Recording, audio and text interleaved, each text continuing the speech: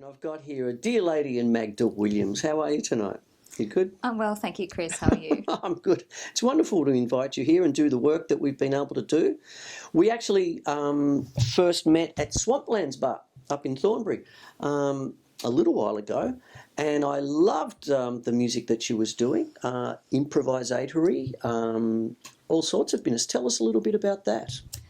Yeah, well, that night was a tribute to some of our favourite songwriters, Tori Amos, Kate Bush and Fiona Apple. Mm-hmm. So I was very happy to be invited to participate in that. And so I worked with Dean Richards, who I've been working with for a couple of years now, on that little gig. And we prepared a few arrangements of some of our preferred songs from Tori Amos and a couple of other things that we were interested in. So, yeah, we really enjoyed doing it. It was a really lovely night. I actually got sick of myself in the studio. Said I'm getting out of here, and a mutual friend in Vicky Mealings was also doing a set there as well. So I went for her. Went to see her band Brittle Sun, mm-hmm. and that was wonderful. And what I gleaned from that almost immediately is, yes, the improvisatory kind of aspect of what you and Dean were doing and all that clicked straight away. And that's really what we're doing here now. I mean, I could see a connection straight away, as far as, there we are, things such as what you sing, your spoken word, what you do. Because tell me about words. What do words mean to you? Well, a hell of a lot, I guess. I've always loved reading and writing, not so much the arithmetic. I've written, I guess, as you do, journals, poetry, stories, etc., since I was quite young.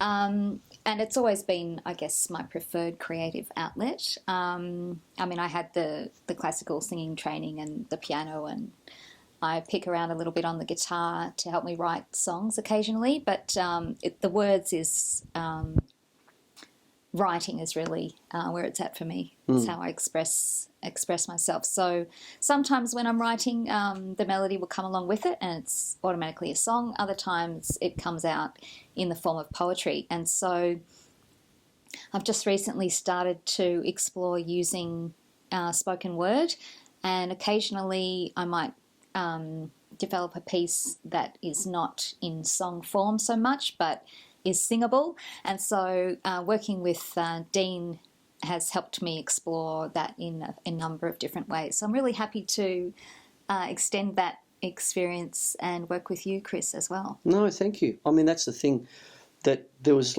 I can see what's going on. There's some of the words that you've got, we've worked out some things together, but what I love best is the project. There might be just a germ of an idea somewhere.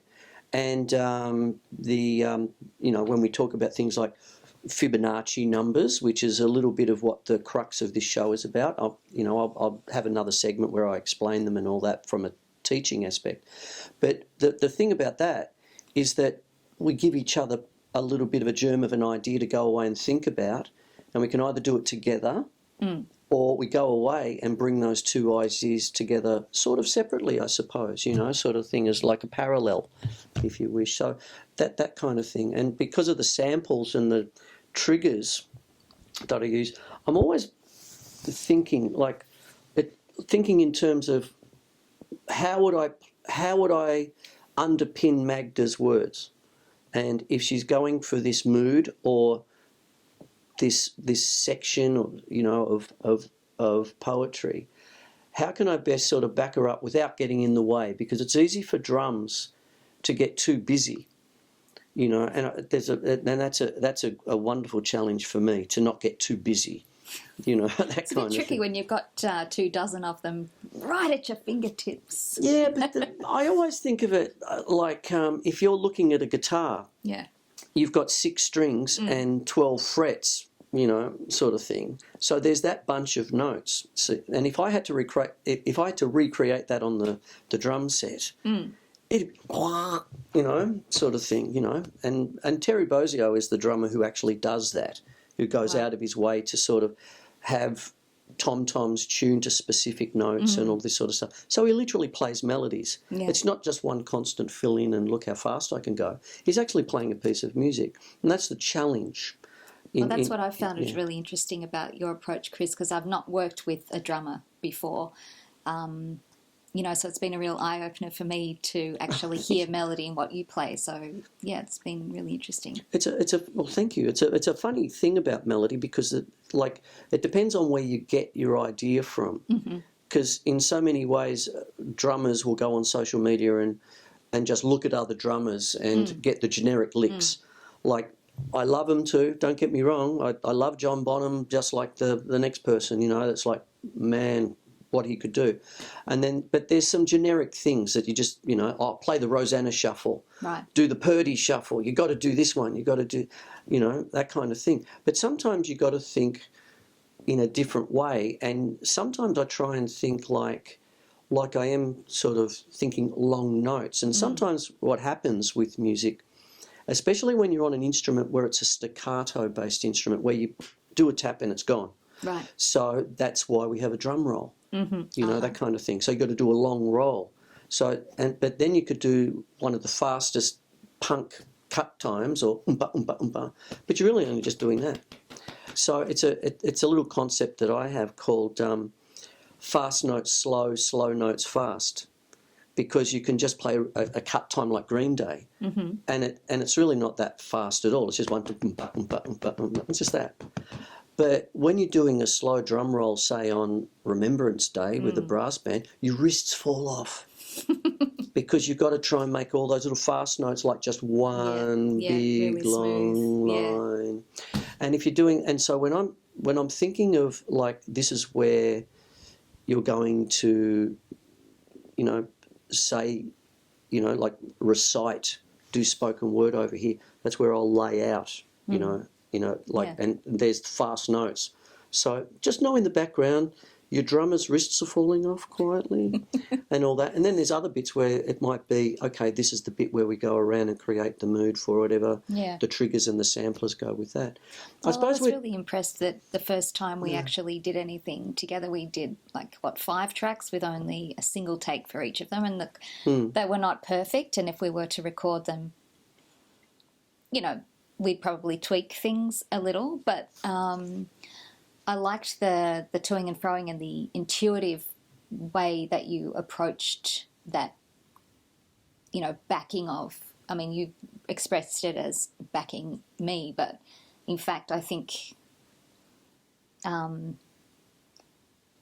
in some in some instances, maybe even what you were doing, the drums actually takes center stage, which is, again, really a really interesting learning curve for me as a vocalist, because I'm not the sort of vocalist who wants to be, the leading. No, I understand. You know what I mean? So it's really nice to sit in with the instruments and work with and against. So. Yeah. Well, that's how I found it. I mean, that's actually what I gleaned from the get-go, when I first saw you play with Dean, in the sense that there was toing and froing, there was ebb and flow and all that. Well, we listened to each other. Yeah, so it works really well. So I'm really glad that, you're that kind of musician as well. Thank you. I mean, the reason, we're doing this today, I mean, the show itself is educational based. Yeah. So even though it might be we're talking about what we're doing, I think it's pretty clear that we're trying to pass as much of that on, because we're both teachers. That's the other thing that Magda didn't say. Magda is a teacher. There we go. So, and it's one of the things we talked about earlier on tonight, where sometimes you just see something. You might see it in a student. He's a bit off today. Yeah. I'll go and just see how he is, or whatever it might be.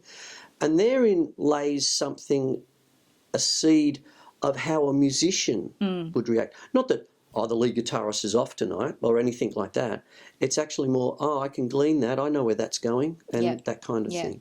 It's knowing each other and listening. And, I mean, some of the best live shows that you'll ever go to involve that opening out and the interrelationship between the musicians as human beings and how they create something bigger and better than the song or the track as written or as recorded. So it's a good space. It's integral sometimes, and we'll follow this after the break. For sure. Yeah. Yeah. No, we'll be back soon.